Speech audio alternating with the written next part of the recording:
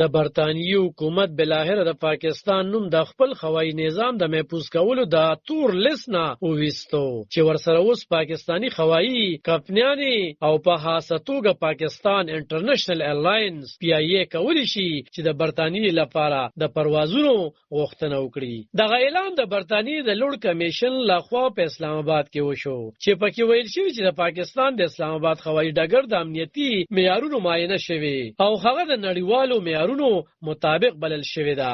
د برطانیې هوایي خوندیتوب کمیټه چې یو خپلواک تکنیکی بنیاد لري ویلي چې پاکستان د 2021م کال د فیصلې وروسته د هوایي خوندیتوب په برخه کې ضروري اصلاحات راوستي دي. خو دلته یو مهم ټکی ته اشاره ضروری ده. دا بندیز د 2020 کال په جون کې هغه مخال ولګید کله چې د PTI د حکومت د هوابازۍ وزیر غلام سرور خان یو بے سابقه او جنجالي بیان ورکړو. هغه ویلو چې د پاکستان د نیمه زیات پایلټان جعلي اسناد لري. دغه بیان لوجه نه یوازې د پاکستان په هوایي ادارو باور ته زیان ورسېدو بلکې دا خبره د نړیوال ادارو پام ته هم ورسېده. د یادونه وړ ده چې همدغه بیان د یورپي ټولنې برطانیې او امریکای لخوا خپل ملکونو ته د PIA په داخلېدو بندیز ته لار هواره کړه. د غیر ذمہوارانه څرګندونو لامل سلګونه پاکستانی پایلټان خپل کارونه له لاسه ورکړل او د پاکستان د هوایي چلن ادارې باور ته سخت زیان ورسېدو.